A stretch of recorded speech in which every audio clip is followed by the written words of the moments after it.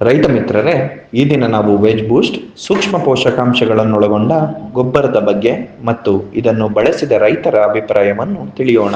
Veg ಬೂಸ್ಟ್ ಕಬ್ಬಿಣ, manganese, ಸತು ಮತ್ತು ಬೋರಾನ್ ಅನ್ನು ಹೊಂದಿದ್ದು ಸಸ್ಯಕ್ಕೆ ಅಗತ್ಯವಾದ ಸೂಕ್ಷ್ಮ ಪೋಷಕಾಂಶಗಳನ್ನು ಪೂರೈಸುತ್ತದೆ. ವೆಜ್ ಬೂಸ್ಟ್ ಪುಡಿಯು ಚಿಲಿರಿನ್ ಮಿಕ್ಸ್ ಆಗಿದ್ದು ಇದು ಸೂಕ್ಷ್ಮ ಪೋಷಕಾಂಶಗಳನ್ನು ನಿಧಾನವಾಗಿ ದೀರ್ಘಕಾಲದವರೆಗೆ ಸಸ್ಯಗಳಿಗೆ ಲಭ್ಯವಾಗಿರುವಂತೆ ಮಾಡುತ್ತದೆ. ಸಮತೋಲನ ಪ್ರಮಾಣದ ಪೋಷಕಾಂಶಗಳನ್ನು ಒದಗಿಸುತ್ತದೆ.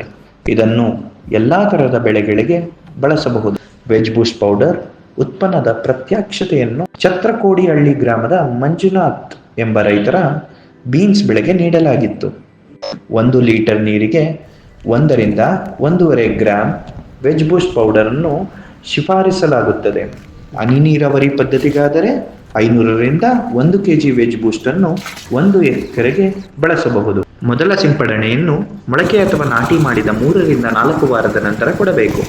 ನಂತರದ ಸಿಂಪಡಣೆಗಳನ್ನು 10 ರಿಂದ 15 ದಿನಗಳಿಗೊಮ್ಮೆ ಬೆಳೆಗಳ ಅನುಗುಣವಾಗಿ ಸಿಂಪಡಣೆ ಮಾಡಬೇಕು. ಬನ್ನಿ ರೈತರ ಅಭಿಪ್ರಾಯವನ್ನು ಕೇಳೋಣ. ನಮಸ್ಕಾರ, ನಿಮ್ಮ ಹೆಸರು? ಮಂಜುನಾಥ್ ಅಂತ.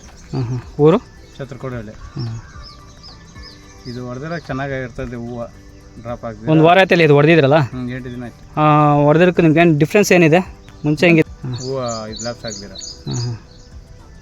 ನೋಡಿ ಹೂವು ಹೇಗಿದೆ.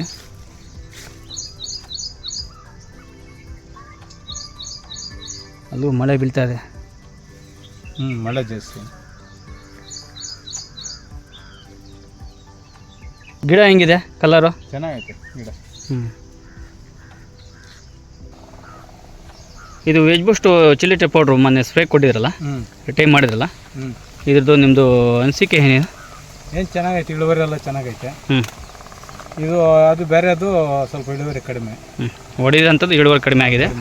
ಇದು ಹೊಡೆದಿರೋದು ಚೆನ್ನಾಗೈತೆ. ಇದು ರೇಟ್ ಹೆಂಗಿದೆ ಮಾರ್ಕೆಟ್ ರೇಟು? 100 ರೂಪಾಯಿ ಆಯ್ತು ಮೊನ್ನೆ. 8 ದಿನದಲ್ಲಿ. ಇವಾಗೇನು ಸ್ವಲ್ಪ ಕಡಿಮೆ ಆಗೈತೆ. ಅದು 80 ರೂಪಾಯಿ, 20 ರೂಪಾಯಿ ಡೌನ್. ಯೂಸ್ ಮಾಡಿದಿರೋದು, ನೀವು ಸ್ಪ್ರೇ ಮಾಡಿದಿರೋದು 80 ರೂಪಾಯಿ ಇದೆಯಾ? ನೋಡೋಣ, ಚೆನ್ನಾಗಿದೆ. ಇದು ಎಷ್ಟು ಮೂರನೇ ಸಲ ಕಿತ್ತಿದ್ದೀರಾ? ಮೂರನೇ ಸಲ. ನೋಡಿ ಇಳುವರಿ ಹೇಗಿದೆ ಅಂತ.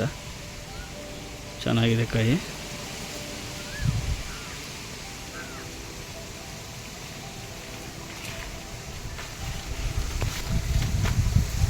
ನೆಕ್ಸ್ಟ್ ಟೈಮು ಇದೇ ಯೂಸ್ ಮಾಡ್ತೀರ ಯಾವಾಗೂ. ಫ್ರೆಂಡಿಲ್ಕೆಲ್ಲ ಹೇಳ್ತೀರಿ ಗಿಡ ಚೆನ್ನಾಗೈತೆ, ಇದೇ ಮದ್ದು ಹೊಡೀರಿ ಅಂತ. ಓಕೆ, ಒಳ್ಳೆ ಪರವಾಗಿಲ್ಲ. Thank you. ನಮ್ಮಲ್ಲಿ ವೆಜ್ ಬೂಸ್ಟ್ ಬಹು ಸೂಕ್ಷ್ಮ ಪೋಷಕಾಂಶಗಳು ದ್ರವ ರೂಪದಲ್ಲಿ ಮತ್ತು ಪುಡಿ ರೂಪದಲ್ಲಿ ಕೂಡ ದೊರೆಯುತ್ತದೆ. ಹೆಚ್ಚಿನ ಮಾಹಿತಿಗಾಗಿ ತೆರೆಯ ಮೇಲೆ ಕಾಣುತ್ತಿರುವ ಸಹಾಯವಾಣಿಗೆ ಕರೆ ಮಾಡಿ. ಧನ್ಯವಾದಗಳು.